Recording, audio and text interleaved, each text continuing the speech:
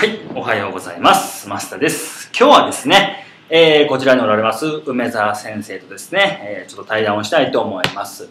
梅澤先生はですね、ご存知かご存知ないかわかんないですけども、千葉県のですね、成田ですか桜ですね、すいません。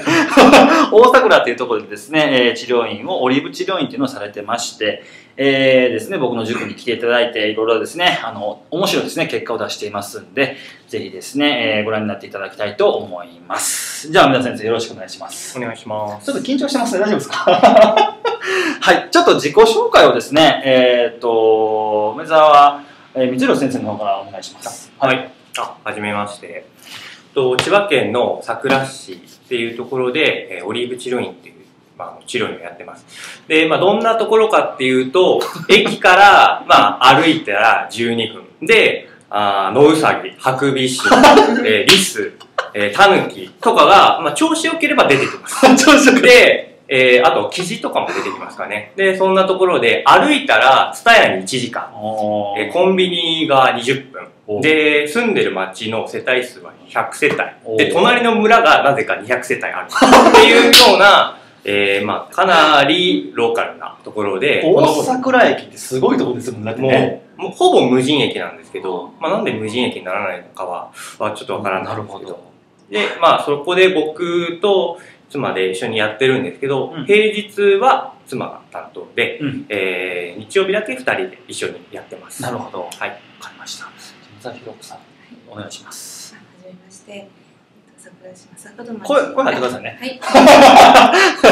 鍼灸マッサージの治療をやっております。梅澤弘子と申します。よろしくお願いいたします。はい。そんな感じでお二方にですね、今日はインタビューしてみたいんですけれども、鍼灸を、佐倉市というところでですね、やられてると思うんですけれども、治療家になったきっかけは一体何だったんですか、二人とも。僕は、レスリングをやってたんですけど、大学に入りたくなかったんです。先生が推薦を持ってきてくれたんですけど、大学っていじめあるんですよ。上下関係とか、僕そういうの嫌いで、友達のお兄ちゃんがたまたまこの世界に入ってて、で、試験が多分7月とか9月ぐらいで、もう合否が決まっちゃうんで、大学入らなくて済むなと思って、何も考えないで、入りました。それが僕のきっかけなんで、直してもらったとか、そういうきっかけはほぼないですね。そうなんですね。はい。先生どうなんですか、きっかけは。私はこの仕事の前はインテリアコーディネーターをやっていたんですけれども、本当にハードな仕事だったものですから、体を壊してしまって、それで本当に仕事終わったら終電間際に会社の近くの鍼灸マッサージに毎日のように通って。で体をなんとか立て直してで次の日行けるみたいな感じだったんですけども、それで本当になんてすごくいい仕事なんだろうと思って、でなおそこに回りたいなって思ってで背番号に行ってっていう流れです。なるほど。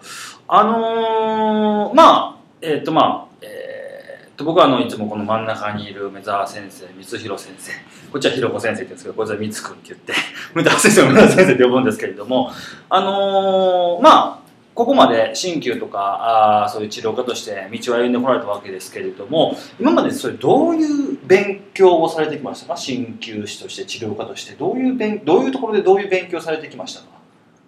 僕は最初、今も接骨院に勤めてるんですけど、これ言ったらまずいかもしれないんですけど、週6、12時間拘束、時給500円で働いてたんですよ。で、一生懸命1ヶ月働いても8万ぐらいなんですよね。そうなんですね。ちょっとアウトのところに今もいるんですけど、そこで基本的にもう、じゃあ治療しちゃってっていう感じで、もう実践。だから僕今のところ治療のセミナーも出たことないですし、勉強もどっか行ったことないです。もうほとんど日曜日しか休みないんで、で、もうほぼ実践。だから特定の師匠についたりとか全くないですね。じゃあ師匠はいないんですか？治療の師匠とか。そうですね。もう怒られながらです。だからもう本当に下手くそだと、土建屋のお兄ちゃんにこうやられたこともそうなんだ。あります。お前金払わないよって言って、上司が、すいません、すいませんっつって、で、後に上司に慰められる。慰めてくれる上司がいたんで、多分僕は今でも鍼灸師やってる。環境としては良かったんですけど、まあ、全然お金は稼げてなかったですね。なるほど、はい、そんな感じです。元レスリングやっておられたと思いますけど、そのまあ闘志がこうなんかふつふつと出てこう患者さんと揉み合ったりはしなかったんですか？やっぱり接客業なんですいませんすいませんでこうさーっとこう流しちゃって、あ、なるほど、まあ、謝っとけばいいかな何その軽い感じこの感じですよ、本当。すいませんすいません。ああ、すいませんすいませんと。だから多分そういう絶対直してあげるんだとか、まあ、そういうのよりもまずはクレーム来ないようにっていうのが僕の中のまず芯。クレーム来ないようにそこのレベルまでやろうっていう感じ。なるほどなるほど、そうだったんですね。わかりました。ひろこ先生はどうですか？どういうスキルというかどういう経緯でここまで来られましたか？私は専門学校に行っている時に、まずバイトで接骨院で働いてまして、卒業してからもちょっと違う接骨院働いて、その後整形外科に行ってっていう感じで、それぞれのまあ、職場の先生に、院長先生に教わったっていう感じです。なるほど。今までそれで勉強してきて、まあさっき、光弘先生にはしくじったこと聞きましたけど、先生自身はここまで来るのに、まあなんかその勉強の時にしくじったことというか、お客さんと揉み合ったりとかトラブルとかってなかったですか？あります。やっぱり直せないっていう部分がありまして、こちらは本当に一生懸命というかやるんですけれども、結果がやっぱり出ないと患者さんは満足できないわけですよね。で、接骨院とか整形にいれば上の先生とかがフォローしてくれるっていうのはあったんですけれども、やっぱり自分では本当に直せなくて続けてっていいんだろうかっていう気持ちはいつもあって、そうなんですか。で、会社終わってから勉強会とかそこで練習をしたりっていうそういう日々でした。なるほど。ほんでまあいろいろこう社会人やられてたりとか、その学生は大学に行きたくないから専門学校にいたりとかして C 級の学校に行って2人は出会ったんですよね。そうですね。まあこれあまりビデオと関係ないですけれどもこの人と結婚するだろうと思ってましたか？どうですか？学校入って出会った時とか。それはなかったですね、全然。なんで結婚まで至ったんですか？全然結婚の動画じゃないんですけどもこれは言うとちょっとあれかもしれないですけど僕、まあ、基本的にガチガチの紐体質もう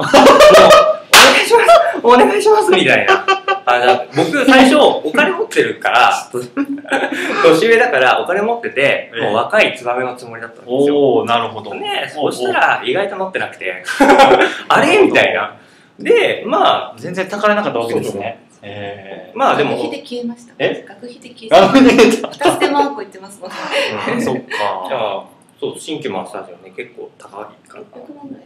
500万600万かかるっていうかかりますね。この前同じねよくご存知の千葉の先生に聞いたら、アンママッサージでまず500万使ってるし、鍼灸重生で500万使ってるし、治療院建てるのに1000万かかってるし、全部で2000万ぐらいは使ってますって言ったから、そんなかかるんか思って。だからね、僕らなんですか、民間療法で国家資格持ってないから100万200万出せばいいんですけれども、まあ国家資格ってそういうふうにいかないですよね。だからね。